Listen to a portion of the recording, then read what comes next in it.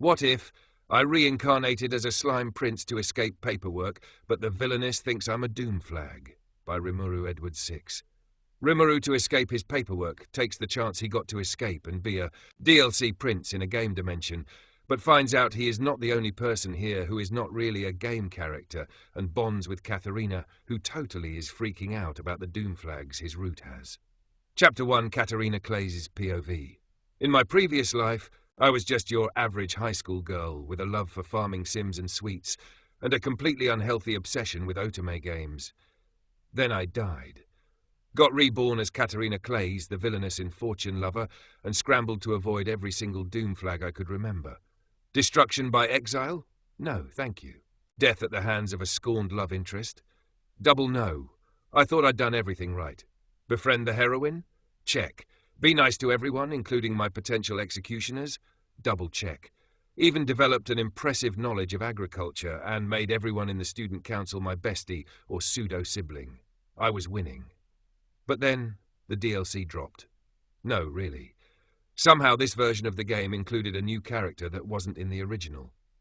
A secret noble prince from a far-off country, a hidden route no one had seen coming. And in this version, his name was Rimuru Tempest. Yes, that Rimuru. Blue hair, too pretty to be real, magical aura that screamed, "Don't mess with me," and a smile that looked sweet but definitely meant trouble.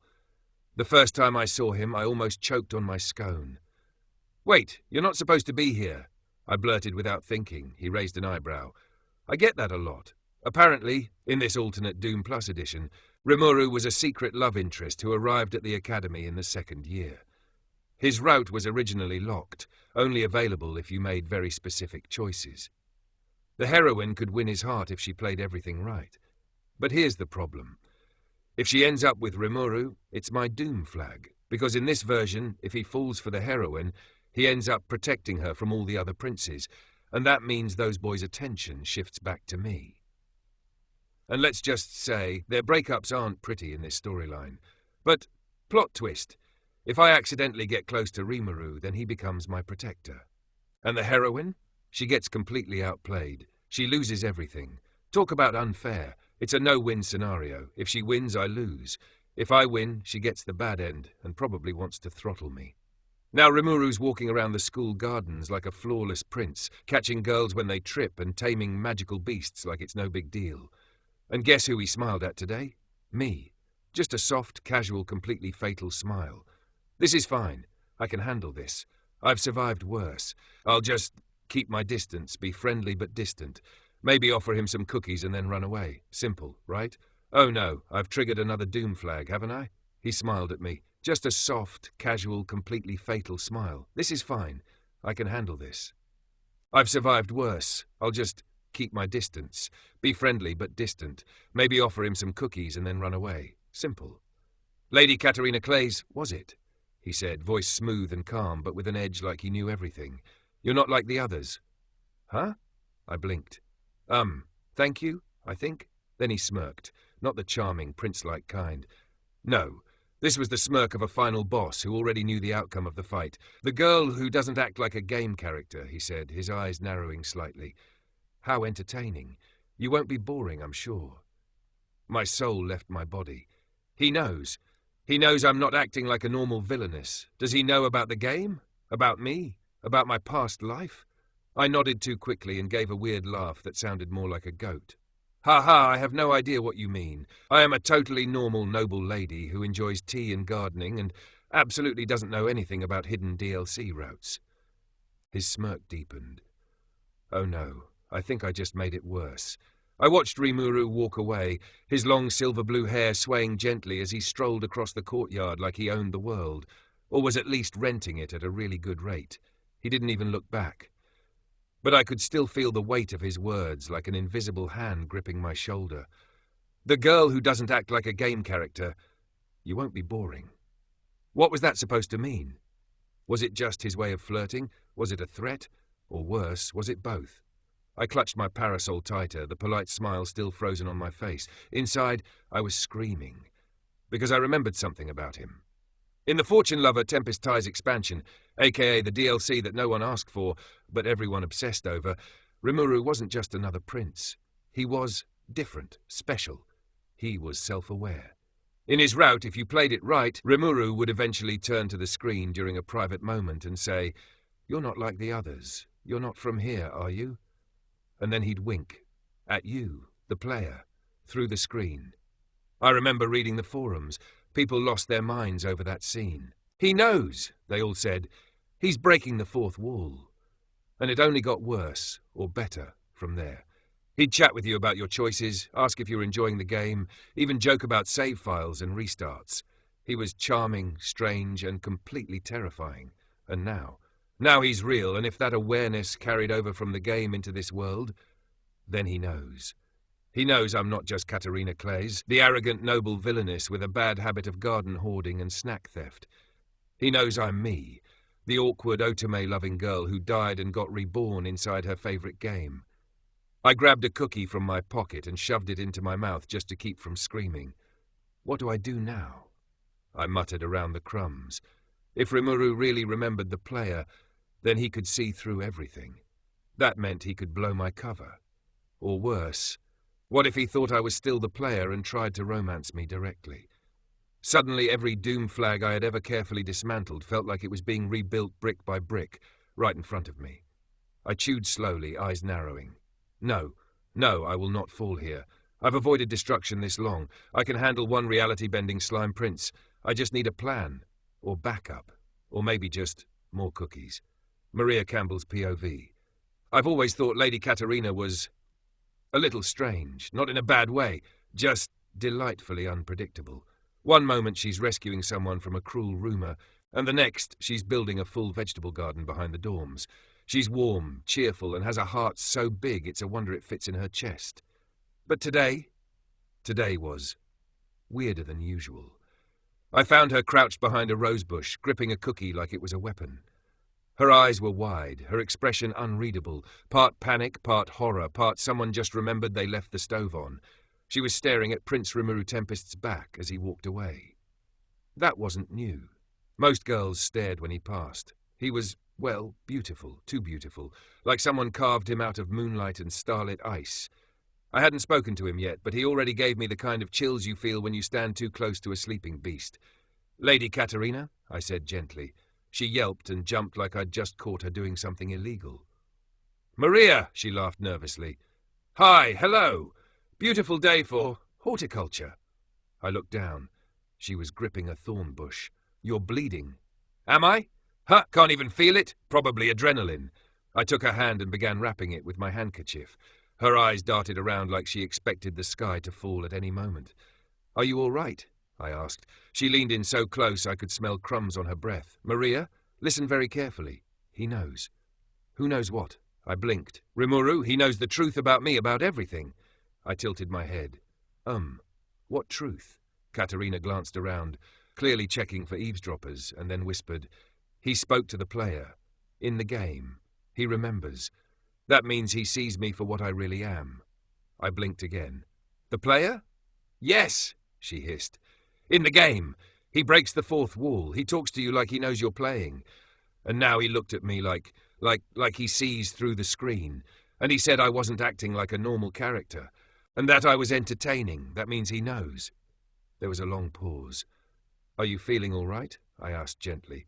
She clutched both my shoulders. "Maria, I need you to understand that everything is much worse than it seems." "Oh, okay. And if he romances me, the heroine gets the bad ending. But if he romances the heroine, then I get the bad ending." And he already smiled at me, Maria. Smiled. "Do you know what that means?" I nodded slowly, even though I had absolutely no idea what she was talking about. "Don't worry," I said softly, patting her shoulder. "Everything's going to be fine. Maybe you just need to rest, or eat something that isn't a cookie you pulled from your pocket." She squinted at me like I was the one who didn't understand. But I didn't. Not even a little. Still, I couldn't shake the strange feeling in my chest, like something was shifting, like the air around Rimuru Tempest bent just slightly whenever he passed. I didn't understand what Catherina meant, but maybe I'd find out soon. Rimuru Tempest's POV. When I was still living my first life as Satoru Mikami, boring, overworked, borderline hikikomori, I had this co-worker. Nice girl. Huge Otome game nerd. She never shut up about this one game. Fortune lover. She told me all about it over lunch one day. Said it was your classic reverse harem setup. Magic school. Pretty boys. Complicated romances, betrayal, angst, glitter, whatever. I wasn't paying that much attention until she got to the Villainess. She's the best part, she said, eyes sparkling like she was talking about a religious icon. Her name's Catherina Clays. She's the rival, but if you mess with the story enough, she turns into this cinnamon roll chaos goblin and breaks the whole game.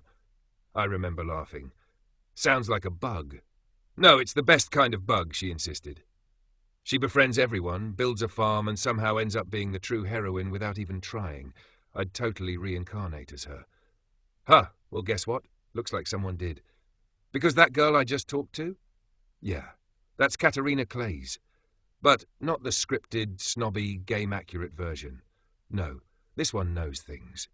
Things she shouldn't. Things like, I am a totally normal noble lady who enjoys tea and gardening and absolutely doesn't know anything about hidden DLC routes. She said that out loud. To me, I had to walk away before I laughed in her face. Of course I recognize her type. I am her type. We're the same in a way. Reincarnated weirdos who woke up in someone else's story. The difference is I wasn't dropped into a death flag simulator. I volunteered for this gig. Tempest was fine. Great even. But it came with paperwork. Endless paperwork. So when the chance came up to attend a noble academy in a peaceful world under a diplomatic cover, yeah, I jumped on that portal faster than Shion jumps to conclusions. I thought I'd get a quiet year. Some formal dinners, some magic theory, maybe a few awkward love confessions from overly polite nobles. But then she showed up, tripping over her own feet, hiding behind bushes, saying my dialogue from the game like she forgot she wasn't alone in the room.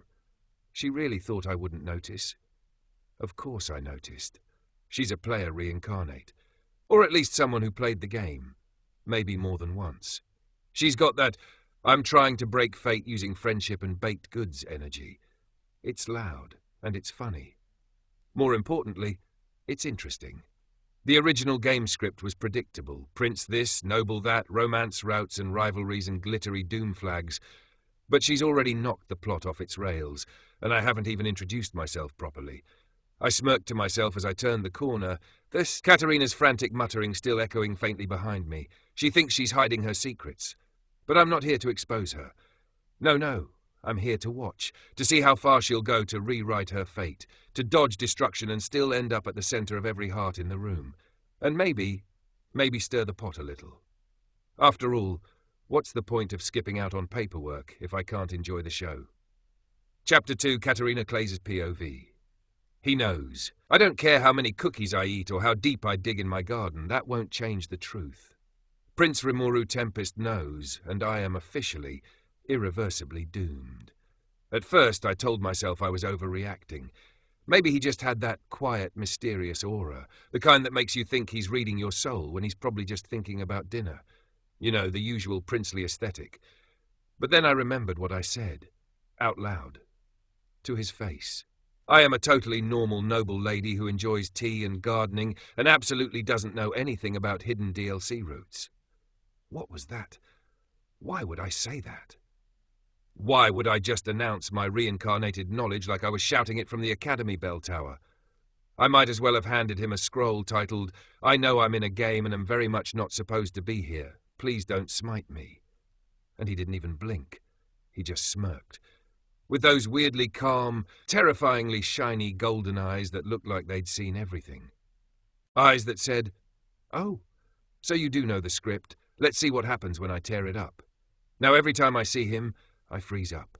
He'll just walk by casually, golden gaze flicking over me, and I break into a full sweat like I'm a villain caught monologuing mid-scene. I've dealt with doomflags before.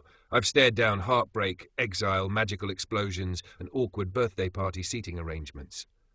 But this is new. This is what if the ultra-powerful, interdimensional DLC love interest starts actively messing with the plot, because he's bored and you're the only one off-script kind of danger. And I've decided the only solution is to act completely normal. Utterly, absolutely, flawlessly normal. Which is why, 5 seconds after I made that decision, I walked into the hallway and tripped over a flower pot. And there I go again. I shouted, flailing wildly before crashing into a decorative suit of armor that collapsed with a metallic clang loud enough to wake the dead. A long silence followed. Then a familiar voice, smooth and amused. "You really are the most entertaining person I've met here." I looked up, and there he was, Rimuru Tempest, smiling and his golden eyes glowing just faintly in the sunlight. I made a sound like a teapot boiling over and tried to disappear into the nearest potted plant. This is fine. Everything is fine. Definitely not spiraling at all. Keith Clay's POV, I wasn't following my sister exactly. I was just keeping an eye on her, for her safety. She has a history, after all, getting lost on school grounds, tripping over thin air, accidentally triggering political incidents with snacks. You know, Catherina things. So when I noticed her slipping off by herself after class, eyes darting like she was being hunted, of course I trailed behind, just in case. I turned the corner just in time to see her crash into a flower pot, again, and then take down a full suit of armor in the most dramatic slow-motion collapse I've ever witnessed. Unbelievable, I muttered, but that wasn't the worst part. The worst part was him, standing there, watching her, smirking, Rimuru Tempest. Foreign prince, new transfer student, dangerous smile, the kind of presence that draws attention the moment he steps into a room. His golden eyes were locked on Catherina like she was the most fascinating thing he'd ever seen. And she, my normally oblivious, snack-driven, dirt-loving sister, was blushing, red-faced, rambling, trying to hide behind a potted plant like a flustered debutante. I'd seen her interact with countless nobles. Most were enchanted by her, some were confused, a few traumatized. But never like this. My stomach twisted. No, absolutely not. I stepped forward, not even pretending to hide my glare. Prince Rimuru. He turned toward me slowly, still smiling, completely unfazed. Ah, her brother. The way he said it, like he'd expected me. I moved to Catherina's side. She was currently trying to pretend she was unconscious and crossed my arms. "What exactly are your intentions?" Rimuru tilted his head, that lazy amusement never leaving his face. "Do I need to declare them already?" "You're making her uncomfortable. Am I?" He looked at Catherina, who let out a muffled squeak and ducked further behind the plant, and then back at me. She seems flustered, not distressed.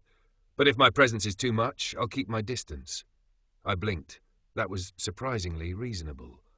Then he smiled again, eyes glowing faintly with that eerie golden warmth. "Though I must say, your presence adds to her charm." "What? Family? Friends?" He gestured loosely, as if the concept itself delighted him. So rare, so treasured. They make people richer, rounder, more real. Even the player shines brighter when surrounded by those who care. My brain froze. "The player?" He chuckled softly. "Ah, slip of the tongue. What was that supposed to mean?" Before I could respond, he gave a light bow, just enough to be polite, but not apologetic. "You need not worry. I find Lady Catherina endlessly entertaining, but I've no intention of interfering." Then, with a final amused glance at the blushing wreck behind the plant, he walked away like nothing had happened. I stood there in stunned silence. Catherina peeked out. "Is he gone?" "Yes," I muttered. She sighed in relief and flopped to the floor like a limp doll. "I'm so doomed." "You might be," I said grimly, "but I'm not going to let him get away with whatever that was. Because I didn't trust him. Not with her. Not with that smile. And definitely not with whatever the hell he meant by the player." Maria Campbell's POV. I've always thought Lady Catherina spoke a language of her own. Not literally, though sometimes it felt like that. Her words often came in rushed spirals, filled with terms no one else understood. Things like doomflags, route resets, hidden endings. And once, very urgently, "Maria, you can't let him trigger the bad romance path." No one really questioned it anymore. They just nodded and smiled and assumed it was some kind of Catherinaism. But me? I always listened. Even when I didn't understand, I paid attention. Because deep down I had a feeling that Catherina's nonsense wasn't nonsense at all. It was important, special. And then Prince Rimuru arrived. Today I overheard him speaking with Keith. I wasn't trying to eavesdrop. I was walking by the corridor when I saw Catherina hiding behind a potted plant and instantly knew something strange was happening. Again. But it wasn't the fall or the armor crash that caught my attention this time. It was what Rimuru said afterward. "Even the player shines brighter when surrounded by those who care." The player. That word. My heart skipped a beat. Because that's something Catherina says. She's always talking about the player and routes and flag events, especially when she's panicking. No one ever knows what she means. But Rimuru said it too, not just casually, knowingly, like he understood something the rest of us didn't. And when Keith questioned it, Rimuru smiled like it was all a joke he wasn't going to explain. But I wanted to know. So I waited until after classes and caught him alone in the garden, calmly sipping tea like he hadn't turned the school upside down with his presence. "Prince Rimuru?" I asked, trying to sound casual. He turned to me with that same unreadable golden gaze. "Miss Campbell." "May I ask you something?" "You just did," he smiled. "But I assume you mean something else. Go ahead." I hesitated. "Earlier, with Lady Catherina, you said something about the player." He didn't answer immediately, just looked at me, really looked at me, as if scanning something behind my eyes. "Ah," he said eventually, setting his teacup down. "You heard that," I nodded. "It's just, that's something Lady Catherina says. A lot. But no one ever knows what she means. She always sounds like she's referencing something else. Something we can't see."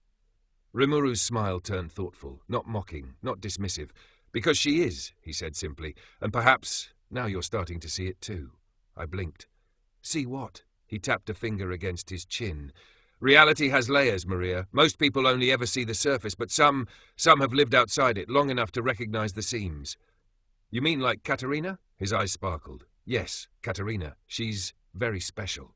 I clutched my hands together. "So, she's not imagining things. She's more aware than anyone gives her credit for, and much more than you realize." He stood slowly, brushing non-existent dust from his sleeve, and gave me a smile that felt strangely gentle. "Keep watching her," he said, "and one day you'll understand everything she's been trying to say." Then, just like that, he walked past me, leaving only silence and 100 more questions in his wake. I stood there for a long time, staring at the empty path he left behind. Catherina's words weren't nonsense, they were clues, and now I wanted to understand them more than ever. Catherina Clay's POV, no. It's happening. It's actually happening. I thought I dodged every major doom flag in Fortune Lover, including the bonus hidden ones that came with the DLC. But now? Now I've accidentally speedrun the start of Rimuru Tempest romance route, and the heroine is Maria. Sweet, precious, angelic Maria. The girl who deserves happiness, friendship, sunshine, and cakes shaped like flowers. The girl who looked at me with genuine trust and kindness the moment we met. The girl who should never ever get dragged into a secret route that ends with my doom.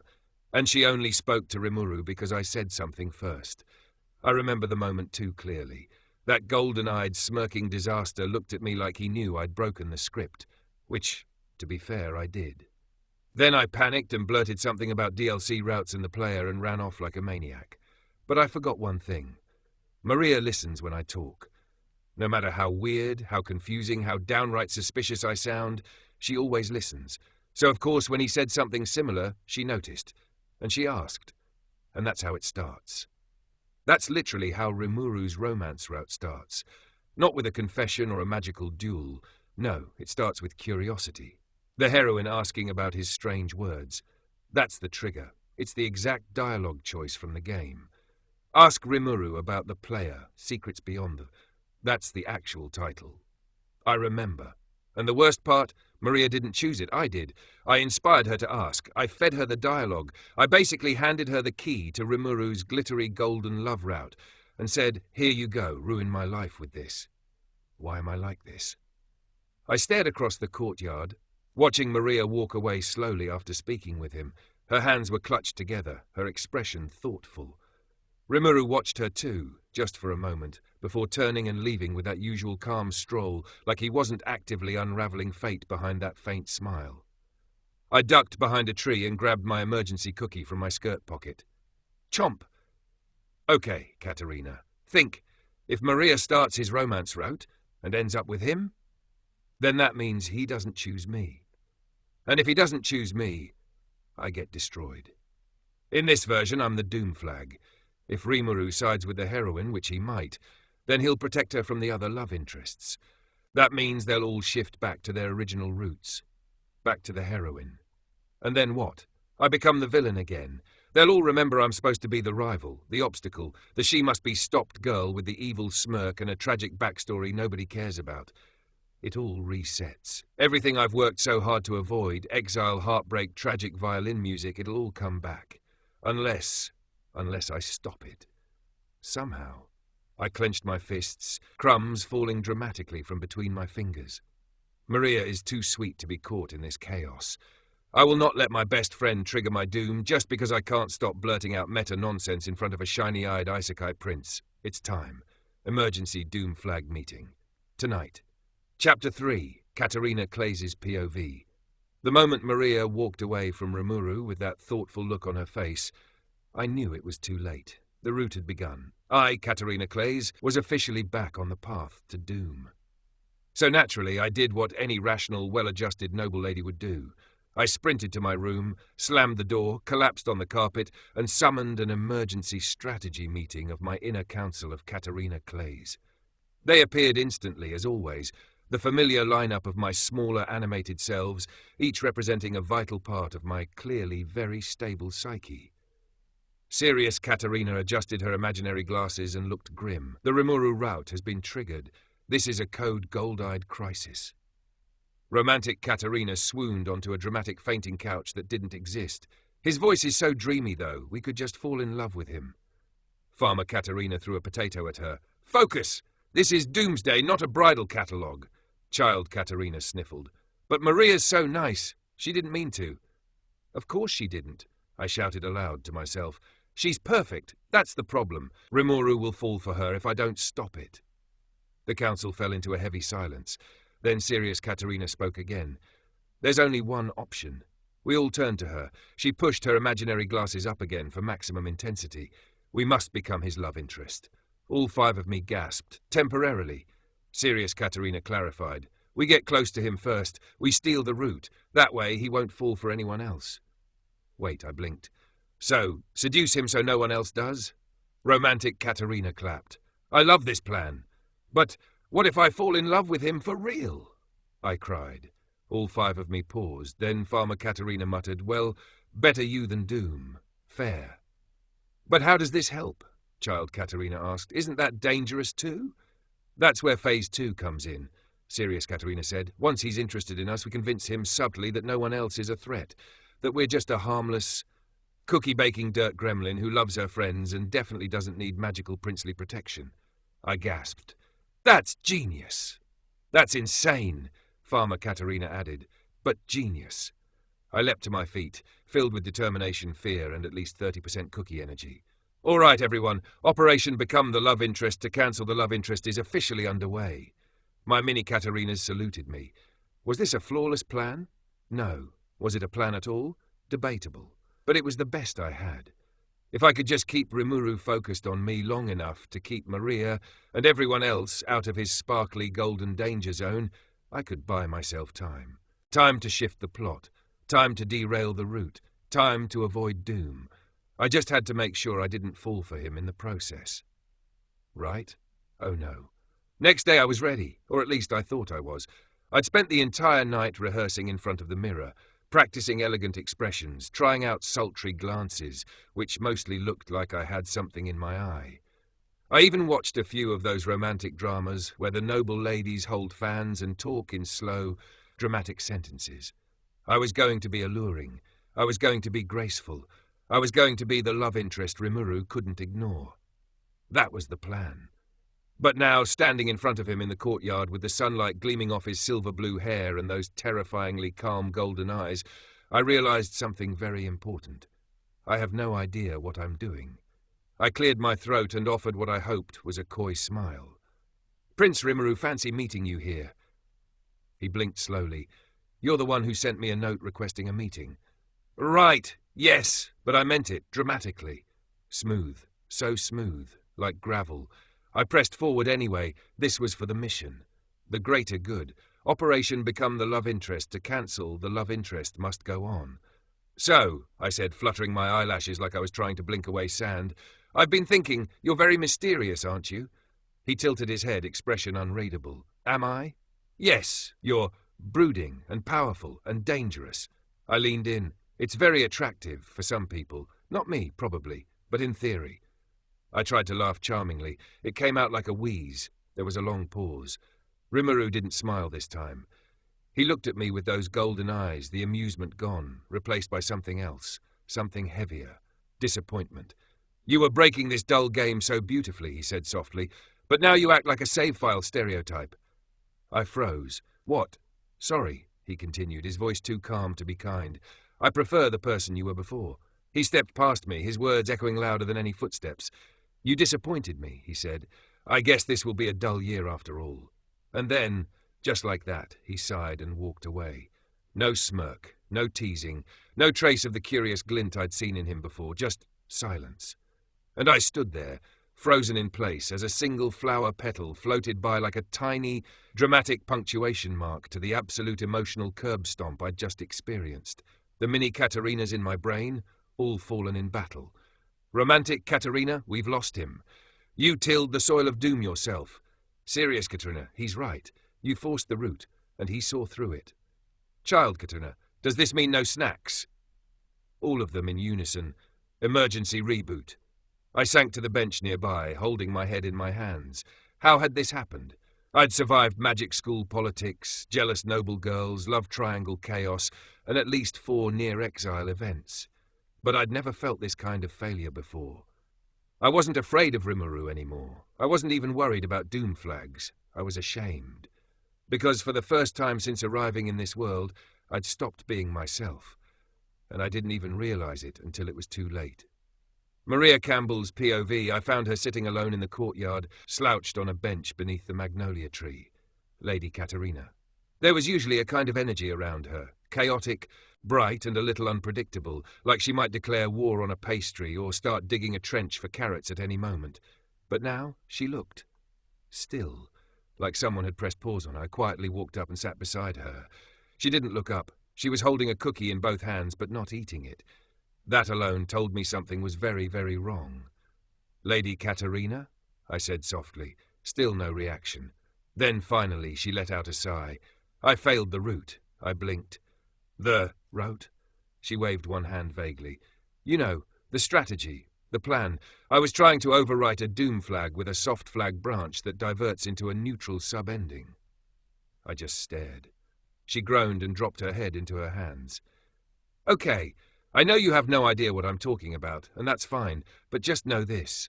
I messed up. I forced the event. I tried to become the love interest, to cancel the love interest, and he saw right through me."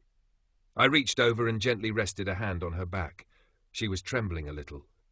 "Was this about Prince Rimuru?" Her shoulders hunched. "Yeah." "What happened?" She took a deep breath and let it out slowly. "He said I used to be interesting because I broke the game, but now I'm just following a script. That I disappointed him." I didn't understand the details, but I understood the hurt. I gave her hand a small squeeze. "Lady Catherina, you don't need to perform for anyone." At least she looked at me, eyes wide and uncertain. "I'm not sure I understand all the things you say," I admitted, "but I do know you're the kindest, most sincere person I've ever met. Even if you act a little strange sometimes, or say things no one understands, it's you." Her lower lip trembled. "But what if me isn't enough?" "It's always been enough." I smiled and tucked a lock of her hair behind her ear. "You don't need to protect me from anything, you know. You're not alone in this." She stared at me for a long moment. Then she whispered, "Maria, you're too good for this game." I blinked. Thanks?" She laughed, a little cracked, a little wet, and leaned against me. We sat in silence for a while, the wind brushing against us, carrying the scent of flowers and fresh grass. Whatever this route was that she thought she broke, it didn't matter to me because I wasn't here for a story. I was here for her. We were quiet for a while. Lady Catherina leaned against my shoulder, the remains of her uneaten cookie resting beside her on the bench. I didn't say anything. I knew she didn't need words just now. She just needed someone to be there, and I was glad I could be that person for her. So when I heard the soft footsteps approaching from behind the hedge, I instinctively tensed. Then he appeared. Prince Rimuru Tempest. Same calm presence, same perfect posture, same strange golden eyes. But his expression was different, gentler, not smug, not amused, just quiet. Catherina didn't look up. He stopped a few steps away and spoke. "Please don't cry, Catherina." Her head jerked up, startled, like she hadn't realized she was crying at all. "You're way more than you think," Rimuru said, voice lower now, more careful. "You're unpredictable, frustrating and completely chaotic, but you're real, and that's rare." She blinked at him, eyes wide and wet. "You just be yourself." "That was what I was trying to say before," he added, looking off to the side like he didn't want to meet our eyes. But I guess my words hurt more than I meant them to. He shifted awkwardly, hands tucked behind his back. "So, sorry for that." The silence that followed was heavier than any dramatic noble duel or expulsion trial. Catherina just stared at him, blinking fast. And then, softly, hesitantly, he looked at her again and said, "Can I make it up to you?" Her mouth opened. No words came out. I glanced at her, then at him, then back at her. She was blushing, absolutely red in the face. My chest squeezed, not in pain, just something tight and warm and complicated, because I realized something. He meant it. And Catherina didn't know how to handle that. Not from someone like him. Not now. Chapter 4, Catherina Clays's POV error. System failure. Catherina Doxy has stopped responding. I stared at Rimuru, my mouth open like a fish gasping for air, my brain fully short-circuiting. Did he just... No, wait, back up. Did Prince Rimuru Tempest, terrifying, reality-bending, the golden-eyed DLC Danger Prince, just apologize to me? Did he really say I was more than I think I am? That he liked me when I was just being me? That he didn't want me to be a game character? That I made him feel something other than world-weary cosmic boredom?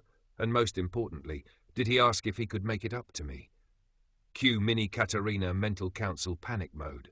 Romantic Catherina, he's back in the rout. Sound the alarm.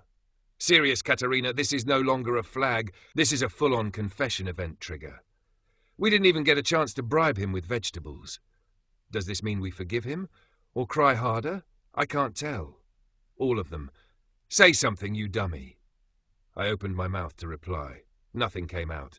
I was still frozen in place, Maria beside me, looking between the two of us like she was afraid to breathe too loud. I tried. You, that is to say, what? Brilliant, truly eloquent. Rimuru's lips curved just a little, not his usual smirk, but something softer, almost. Fond? He didn't say anything else, just waited, and that somehow made it worse, because now I had to deal with the fact that I had tried to manipulate a romance route, failed spectacularly. I'd cried in front of Rimuru and Maria like a tragic, pastry-deprived mess. He was being nice. I suddenly had no idea what I wanted. Did I want to stay off his route entirely? Did I want to protect Maria from falling into a doomed storyline? Or did I maybe, just maybe, want someone to see me? Not as a villainess, not as a doomflag, not even as a player pretending to be a noble lady, just me. And somehow, despite everything, Rimuru had. My cheeks were burning, my hands were trembling, my cookie had fallen somewhere in the grass and was probably attracting ants. But none of that mattered, because I looked up at him, and for once, I didn't try to plan a route or re-roll an outcome. I just asked, "What do you mean, make it up to me?" There was a pause, the kind of pause that hangs heavy like the world is holding its breath, or waiting to see if I'll trip over something again. And then Rimuru looked at me, not like a prince evaluating a noble's worth, or a powerful otherworlder judging a mistake.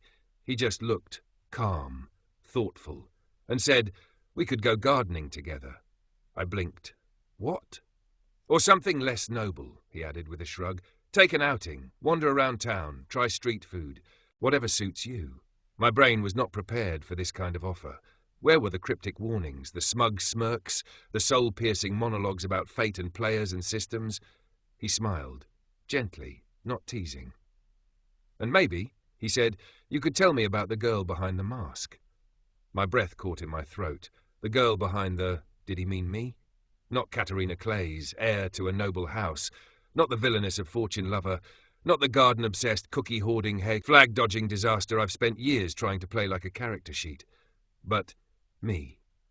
"I mean," he said, rubbing the back of his neck in a way that somehow made him look a lot less like a divine being and a lot more like an awkward transfer student, "we could just be friends, if that's what you want.